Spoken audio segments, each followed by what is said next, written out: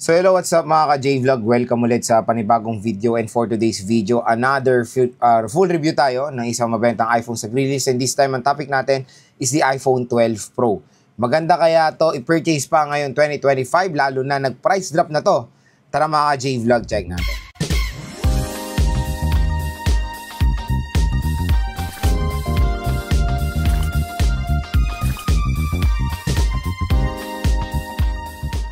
So mga ka-J-Vlog, another review na naman ang ating itatakel, and this time nga dito tayo magpo-focus sa iPhone 12 Pro. So itong iPhone 12 Pro ay na-release noong year 2020 na merong SRP na super expensive. Ang SRP nito noong 2020 nasa range ng 60 to 70,000 pesos din.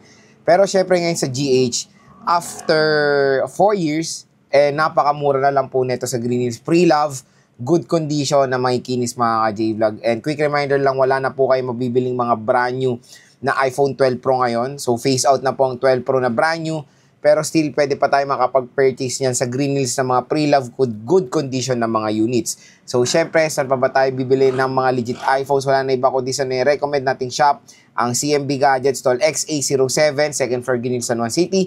Sila ngayong February 2025. Pero pag may possibility na wala na sila dyan sa XA07 ngayong February 2025, meron naman po silang permanent shop sa 3rd floor V-Mall Green Hills, San Juan City. So sa taas lang yan ng Tiangge. Tanong nyo lang sa guard sa ng V-Mall. Ayan, mag-guide naman kayo kung saan po yung V-Mall. So 3rd floor lang, doon lang sa escalator ang landmark nyo. Dire-diretso nyo lang, makikita nyo na po ang Kanial Telecom by CMB Gadgets.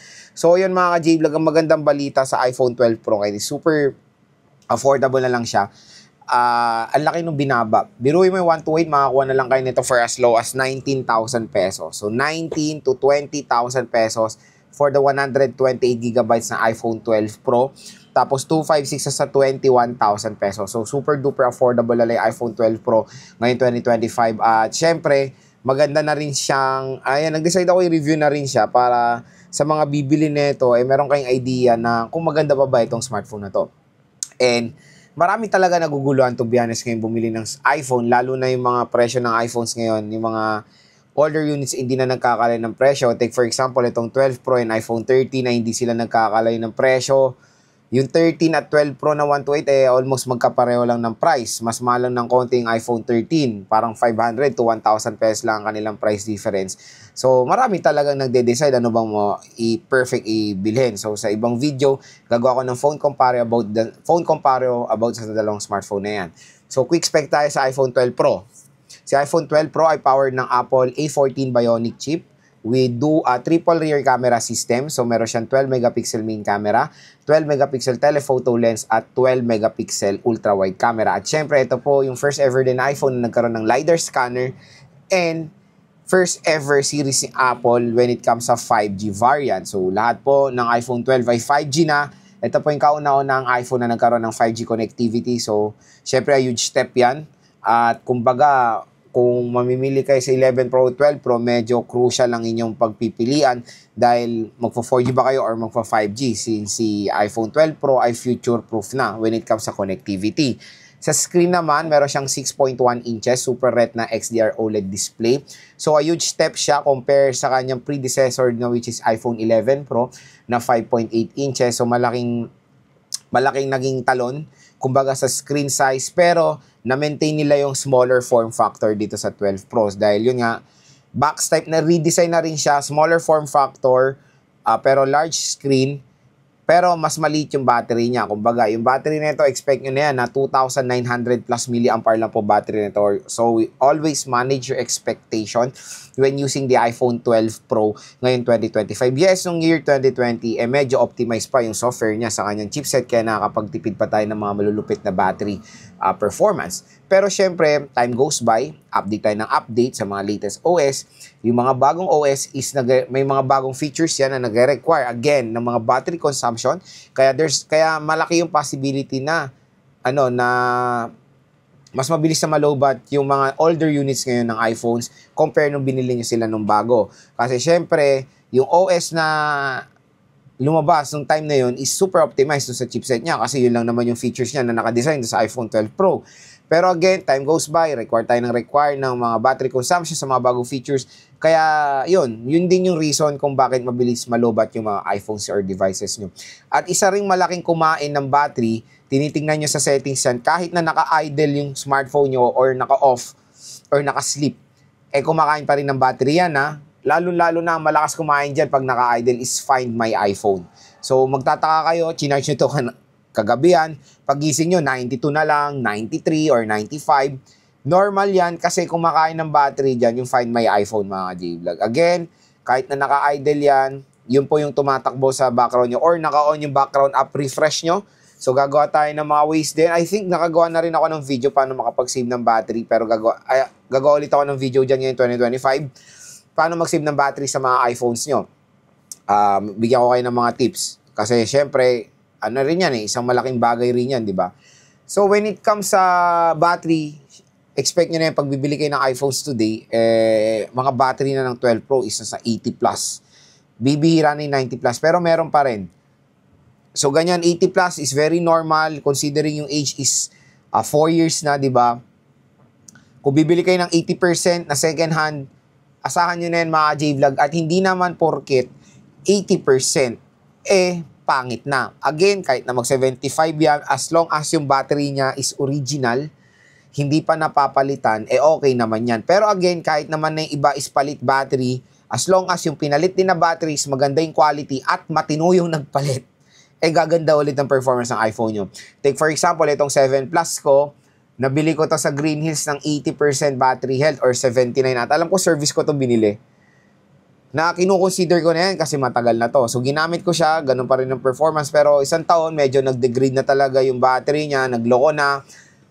Yun yung time na makikita nyo pag sinaksak nyo, hinugot nyo 20%, 30% na nababawas, tapos pag sinaksak nyo, nadadagdagan ulit ng sobrang laki. Yun yung mga na reason kung bakit na pwedeng palitan na yung battery ng iPhone nyo. Lalo na pag sobrang bilis talaga malobat, wala pa isang oras or 2 hours, lobat na.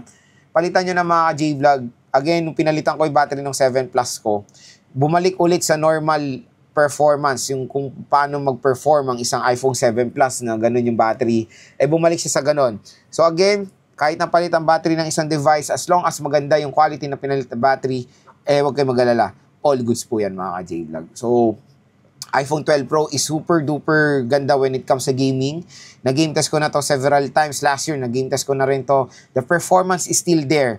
Pero the battery, expect nyo na yan mga J-Vlog. Mabilis po talaga siya malobat, especially when it comes sa gaming. Always look doon sa battery capacity. 2,900 mAh battery capacity. Super small when it comes sa gaming. Pero again, yung chipset niya, napakalupit. We can play ML, COD, and even Genshin Impact. Always expect lang na few hours lang tatagal nito when it comes sa gaming. Pero again, when it comes sa normal things, casual things, asahan nyo na tatagal din naman to ng isang araw. Depende na rin ulit again sa inyong paggamit. So, yun. Hopefully, nakatulong itong mga sinabi ko sa inyo when it comes sa iPhone 12. So, ito yung ating iPhone 12 Pro. So, kung makikita nyo, napaganda pa rin ng form factor na itong device na to. So, meron tayong matte glass with triple rear camera system. So, meron tayong 12 megapixel main, 12 megapixel ultra-wide, and 12 megapixel telephoto lens with LiDAR scanner yan, of course. So, when it comes sa build quality nito, napakagaan nitong iPhone 12 Pro. Ang laki nung redesign nila when it comes sa 11 Pro. So, naging box type na nga itong smartphone na to with small form factor siya, pero large display. When it compared din sa 11 Pro, hindi sila nagkakalayo ng sukat Pero mas malaki na yung display na itong iPhone 12 Pro. At syempre, ganun pa rin, stainless steel design. Dito tayo sa iPhone 12 Pro.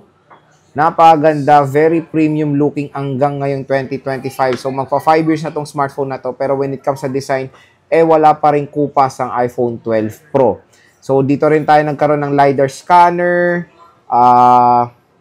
5G, first ever 5G smartphone to ni Apple. So when it comes sa right side, is nandito yung ating volume power button. Sa taas, wala tayong makikita. Sa left side is the ring and silent toggle and the volume rocker and of course yung SIM tray. Sa baba naman, meron tayong microphone, speaker grills at yung lightning port. So dual stereo speakers to. Isang speaker dito sa taas at isang speaker dito sa earpiece. Syempre, ito yung very famous na notch display sa iPhones ngayon. Pero wala na tong notch, di ba? Nasa ano na to. Pero may lumabas na bagong notch ngayon, yung iPhone 16e. So, ito siya, notch display. Camera. Explore natin camera. Siyempre, napaganda ng camera na itong iPhone 12 Pro. Nagbibigay ako ng photo samples na ito later on sa ating video. So, hanap tayo ng subject. Ito na lang.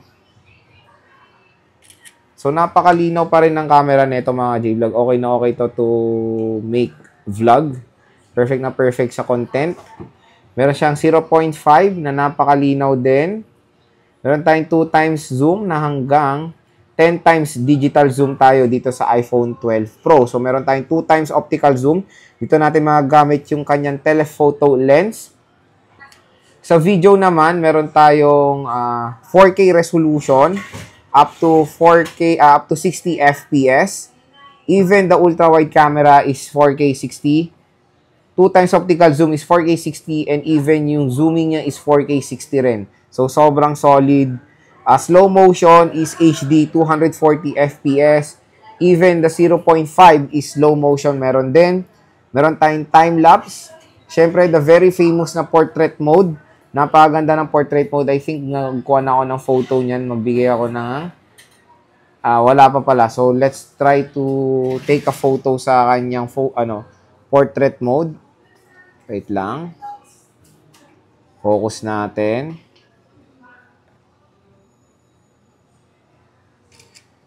So, ayan siya.